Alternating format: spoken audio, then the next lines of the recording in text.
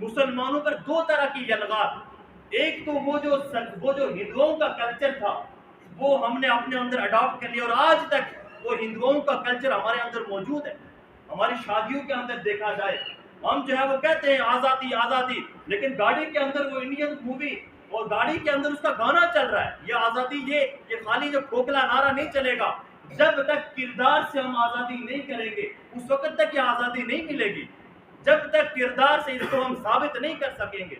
اور پھر وہ تو ہندوؤں کا کلچر تھا، اب ہم نے جو ویسٹرن کلچر ہے، جو مغربی کلچر ہے، وہ اڈاپٹ کرنا شروع کر دیا۔ مغرب کا جو طریقہ کار ہے وہ اڈاپٹ کرنا شروع کر دیا۔ مغربی جو جمہوریت ہے وہ نعرہ تو لگاتے ہیں کہ عوام کی حکومت عوام پر عوام کے لیے، یہ جمہوریت ان کا نعرہ ہے، ڈیموکریسی ان کا نعرہ ہے کہ عوام کی حکومت عوام پر عوام کے لیے، لیکن وہ اس کے اوپر عمل نہیں کرتے، اس کے اوپر چلتے نہیں ہیں۔ اب دین سے دور کرنے کے لیے انہوں نے کہا بھائی علماء سے ان کو کاٹا جائے، علماء سے ان کو دور کیا جائے، ان کا رشتہ ان کے نبی سے کمزور کر دیا جائے، ان کا رشتہ قرآن سے کمزور کر دیا جائے۔ جب ان کا رشتہ قرآن سے، نبی سے، علماء سے جب کٹ جائے گا تو پھر ان کو گمراہ کرنا مشکل نہیں ہوگا، پھر انہیں گمراہ کرنا آسان ہوگا۔ بھائی قرآن کہتا ہے کہ متقین کون ہیں، ایمان والے کون ہیں، الذین یؤمنون بالغیب، کہ جو غیب پر ایمان لانے والے ہیں۔ اور مغربی جمہوریت کہتی ہے کہ جب تک آنکھ سے کوئی چیز دیکھی نہ جائے، جب تک ہاتھ سے کوئی چیز چھوئی نہ جائے، جب تک اسے زبان میں رکھ کر محسوس نہ کیا جائے، اس کا یقین نہ کیا جائے۔ لیکن ہم مسلمان ہیں الذین یؤمنون بالغیب، کہ جو بن دیکھے اللہ پر ایمان لاتے ہیں۔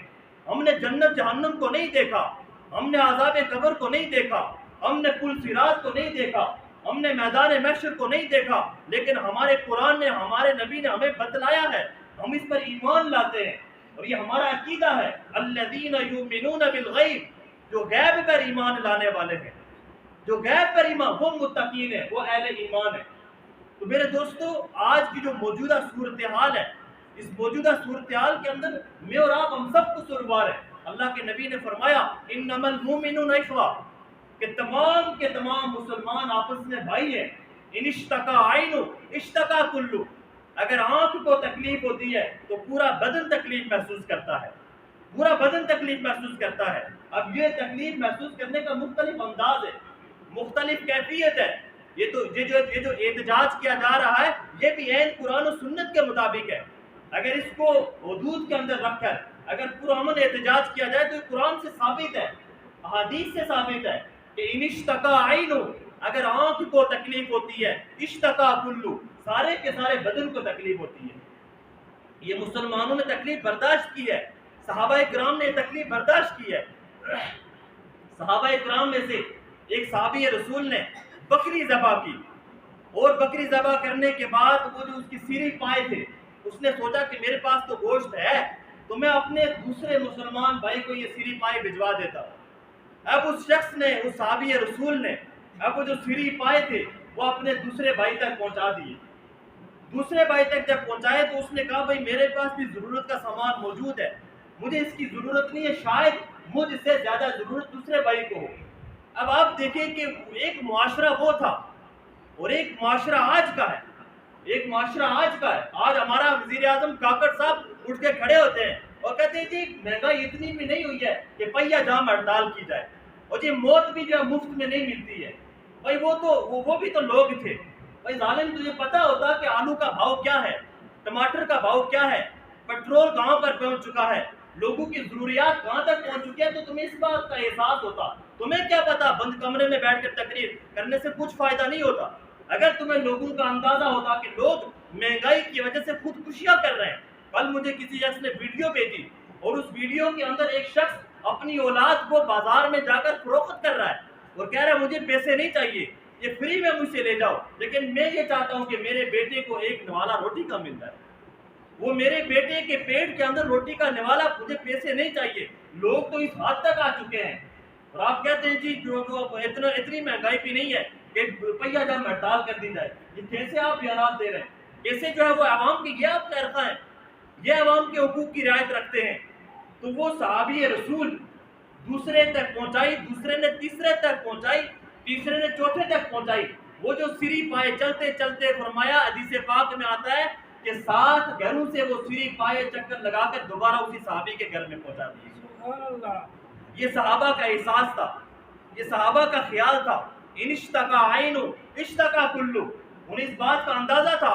آج تو ہمارے اوپر جو بیٹھے ہیں شرافیہ، وہ کہتے ہیں بھئی ہمارا پیٹرول فری ہونا چاہیے، ہماری بجلی فری ہونا چاہیے، ہمیں مراعات ملنی چاہیے، ہمیں نہیں پتا عوام کا کیا حال ہے، ان کے حقوق کی کیا حالت ہے، ہمیں اس کا احساس نہیں ہے، بس ہمارا پیٹ بھرنا چاہیے۔ پھر عوام کے اندر احساس کیسے پیدا ہوگا؟ صحابہ نے اس احساس کو زندہ فرمایا۔ ابو طلحہ ایک صحابی رسول ہے، اللہ کے نبی کے دربار میں ایک مہمان آئے اور مہمان نے کہا کہ آج میں بھوکا ہوں، میں کھانا چاہتا ہوں۔ تو اللہ کے نبی نے پوچھا کون ہے جو میرے اس صحابی کو کھانا کھلائے گا؟ ابو طلحہ ایک صحابی رسول ہے، کہنے لگے یا رسول اللہ، میں اپنے گھر میں لے کر آپ کے مہمان کی مہمان نوازی کروں گا۔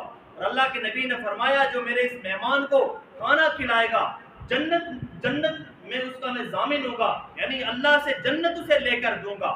وہ صحابی رسول ابو طلحہ فرمایا مہمان کو گھر لے کر گئے اور گھر میں لے جا کر اہلیہ سے پوچھا کہ آج گھر میں کھانے کا انتظام ہے یا نہیں؟ تو اہلیہ نے کہا انتظام ہے، لیکن یا تو میں کھا سکتا ہوں، یا آپ کھا سکتے ہیں، یا ہمارے بچے کھا سکتے ہیں، یعنی یا تو صرف وہ کھانا آپ کے لیے کافی ہے، یا میرے لیے یا ہمارے بچوں کے لیے، کوئی اور کھا نہیں سکتا، یعنی ہم تینوں میں سے کوئی ایک کھا سکتا ہے۔ اب صحابی رسول کا احساس دیکھیں، اس درد دیکھیں۔ صحابی رسول کہنے لگے کہ آج بچوں کو بھوکا، ان کو تھپکی دے کر بغیر کھانا کھلائے سلا دو۔ اب آپ اندازہ لگائیں، ایک والد وہ کبھی یہ نہیں چاہے گا کہ میری اولاد بھوکی سو جائے، میں بھوکا رہتا ہوں تو کوئی پرواہ نہیں ہے، لیکن وہ صحابی رسول اپنی اہلیت سے کہتے ہیں کہ آج بچوں کو بہانہ کر کے تھپکی دے کر انہیں سلا دو۔ اور فرمایا کہ جب تم دسترخوان پر ہم بیٹھ جائیں تو تم چراغ درست کرنے کے بہانے چراغ کو بجھا دینا، چراغ جو درست کرنے کے بہانے چراغ کو بجھا دینا، اور میں جو مہمان کے ساتھ کھانا بیٹھ کر کھاؤں گا میں ایکٹنگ کروں گا، میں اپنی زبان میں کہتا ہوں میں کھانے کی ایکٹنگ کروں گا، کھاؤں گا نہیں، لیکن کھانا ایسا محسوس کروں گا کہ میں کھانا کھا رہا ہوں۔ یہ صحابہ کا احساس تھا۔ فرمایا کہ وہ جو کھانا تھا ان تینوں میں سے ایک کے لیے کافی ہونا تھا، تو اللہ کے نبی کا جو مہمان تھا وہ شخص صحابی رسول، ان کی اہلیہ، ان کے بچے بھوکا رہے، لیکن اللہ کے نبی کا جو مہمان تھا اس نے خوب سیر ہو کر کھانا کھایا۔ یہ صحابہ کا ایمان تھا۔ آج کدھر گئی وہ تعلیمات؟ آج کس کو آج احساس ختم ہو گیا؟ آج کدھر گئی وہ تعلیمات کی جو صحابہ نے ہمیں دی ہے؟ آج ہمیں پتہ نہیں ہے، ہمیں اس کا احساس نہیں ہے، اور یہ وزراء کا نظام یہ اللہ کے نبی کے دور میں بھی ہوا کرتا تھا۔ حضرت ابوبکر صدیق رضی اللہ تعالیٰ عنہ پہلے جو واقعہ بیان کیا، اس کے علاوہ ایک واقعہ کہ حضرت ابوبکر صدیق کے دور کے اندر جب غریبوں کی بیواؤں کی لسٹیں بنائی گئی تو اس کے اندر لکھا گیا بھائی فلاں ابن فلاں اس کی خیر خواہی کرے گا، اس کی دیکھ بھال کرے گا، اس کے لیے انتظام کرے گا۔ اب ایک بوڑھی عورت تھی، معذور تھی، نابینا تھی، اب اس کے آگے کوئی نام نہیں تھا، اس کے آگے کوئی بھی نام نہیں تھا۔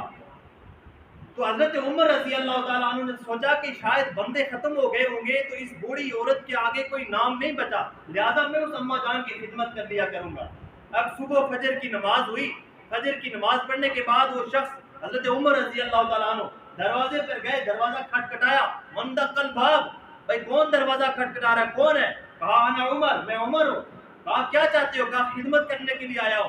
کہا خدمت تو ہو چکی ہے، خدمت تو ہو چکی ہے، اس وقت کے زمانے کے اعتبار سے خدمت کی کہ باہر سے پانی کا انتظام تھا، گھر کی جو صفائی تھی وہ ہو چکی ہے۔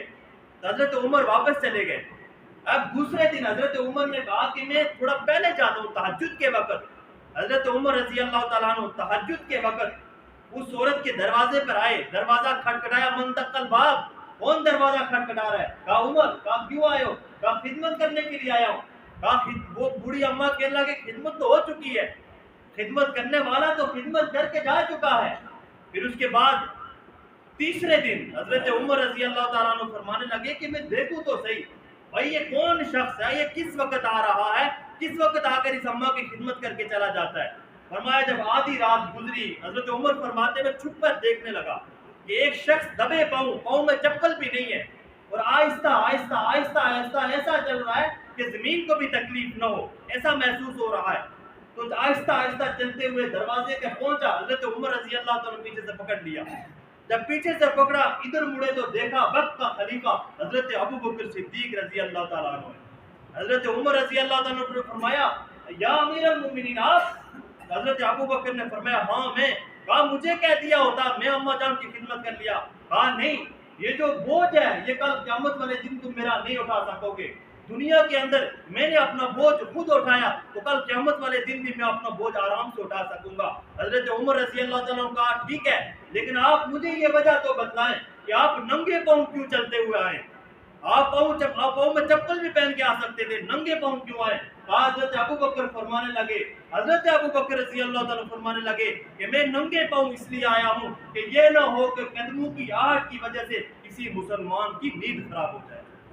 اور ہماری حکومت وہ کہتی ہے ہم سے جینے کا حق ہی چھین رہی ہے. وہ ہمارے اوپر ہی وہ کہہ رہی ہے بھائی ہماری حکومت بننی چاہیے، ہمارا جو ہے وہ ہمارا اکاؤنٹ بننا چاہیے. عوام جائے باڑ کے اندر، عوام کی حقوق کی رعایت دوسرے نمبر پر، سب سے پہلے ہمیں. یہ وہ خلیفہ تھے حضرت ابو بکر، اور آج کا بھی خلیفہ وقت ہے اس کا موازنہ کر سکتے ہیں. تو فرمایا وما اصابکم من مصیبت، کہ تمہیں جو بھی تکلیف پہنچتی ہے وہ تکلیف تمہارے اپنے ہاتھوں کی وجہ سے، تمہارے بدعمالی کی وجہ سے پہنچتی ہے. کہ جب اس امت کا رشتہ نبی سے چھوڑ دیا جائے گا، اس کا تعلق نبی سے ختم کر دیا جائے گا، تو اسے گمراہ کرنا بھی مشکل نہیں ہے. اسے گمراہ کرنا آسان ہے اگر تعلق اس کا ختم کر دیا جائے اور قرآن کے ساتھ تعلق کو ختم کر دیا جائے. اللہ کے نبی نے فرمایا کہ یہ قرآن صرف برکت کے لیے نہیں، یہ صرف ثواب کے لیے نہیں، یہ صرف گھر کے اندر جب شفٹ ہو رہے ہیں اس وقت پڑھنے کے لیے نہیں، یہ رخصتی کے وقت وہ بچے کے اوپر سے قرآن نکالنے کو نہیں، یہ دم کے لیے نہیں، یہ ثواب کے لیے نہیں، وہ تو اپنی جگہ پر ہے. لیکن فرمایا اگر تم نجات چاہتے ہو، اگر تم کامیابی چاہتے ہو تو اس قرآن کو اپنا رول ماڈل بناؤ، اس قرآن کو اپنا آئیڈیل بناؤ، اس قرآن کو اپنا لیڈر بناؤ.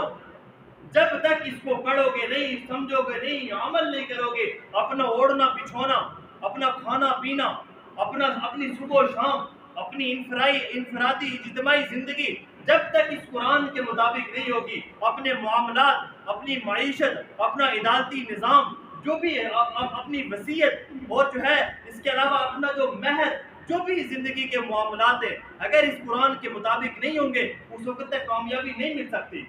صحابہ اکرام رضوان اللہ تعالیٰ علیہم اجمعین نے قرآن کو اپنا رہبر بنایا تو زمانے نے صحابہ کو رہبر بنا دیا. صحابہ اکرام نے قرآن کو اپنا آئیڈیل بنایا تو زمانے نے صحابہ کو آئیڈیل بنا دیا. آج ہم نعرے لگاتے رہے کہ توحید کی امانت سینوں میں ہمارے، آسا نہیں مٹانا نام و رشا ہمارا، یہ نعرے لگاتے رہے، لیکن اس نعروں کا فائدہ نہیں ہوگا. وہ اقبال نے کیا شکوہ کیا تھا؟ کہا تھا کہ صفحہ دہر سے باطل کو مٹایا کس نے، صفحہ دہر سے باطل کو مٹایا کس نے، نوع انسانی کو غلامی سے چھڑایا کس نے، میرے کعبے کو جبینوں میں بسایا کس نے، میرے قرآن کو سینوں سے لگایا کس نے. تھے تو وہ آبا تمہارے ہی مگر تم کیا ہو، ہاتھ پر ہاتھ دھرے منتظر فردا ہو. ہر کوئی مستے میں ذوق تن آسانی ہے، تم مسلمان ہو کیا یہی انداز مسلمانی ہے. حیدری فقر ہے نہ دولت عثمانی ہے، تم کو اسلاف سے کیا نسبت روحانی ہے. وہ معزز تھے زمانے میں مسلمان ہو کر، تم ذلیل و خوار ہوئے تارک قرآن ہو کر. تم نے قرآن کو چھوڑ دیا. اگر تم قرآن کو اپنی زندگی بناتے تو تمہاری زندگی کو قرآن سنوار دیتا. اگر تم قرآن کو اپنا آئیڈیل بناتے تو زمانہ تمہیں اپنا آئیڈیل بنا دیتا. سوائے خالی نعروں سے کام نہیں چلے گا. جب تک ہم آج ہم قرآن کو جہاں سے کھولیں، یہ قرآن کو جہاں سے بھی کھولیں، اس قرآن کی ہم اپنی زندگی کا جائزہ لیں تو قرآن کو ہم اپنی زندگی میں الٹ کر رہے ہوتے ہیں. قرآن کو جہاں سے بھی کھول کر دیکھیں.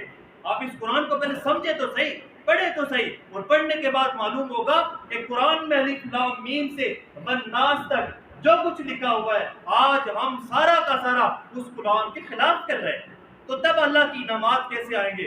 تب ہمارے اوپر حکمران کیسے اچھے مسلط ہوں گے؟ تب اللہ کی طرف سے ہم پر کیسے رحمتیں نازل ہوں گی؟ جب اللہ کی قرآن کے ساتھ یہ معاملہ کرتے ہیں، جب اللہ کے دین کے ساتھ یہ معاملہ کرتے ہیں، جب رسول اللہ کی زندگی کے ساتھ یہ معاملہ کرتے ہیں. ہماری زندگی کتنی سنتوں بھری ہے. میرا اٹھنا بیٹھنا کتنا سنت کے مطابق ہے، میری غمی خوشی کتنی سنت کے مطابق ہے، میری معیشت میری معاشرت وہ کتنی سنت کے مطابق ہے۔ ہر شخص اپنے گریبان میں جھانک کر دیکھ سکتا ہے، اور جب تک قرآن کے ساتھ، نبی کے ساتھ، اللہ کے قرآن کے ساتھ اور دین کے ساتھ، شریعت کے ساتھ اپنا تعلق نہیں جوڑے گا، اس وقت تک کامیابی ہمارا مقدر نہیں ہو سکتی۔ اللہ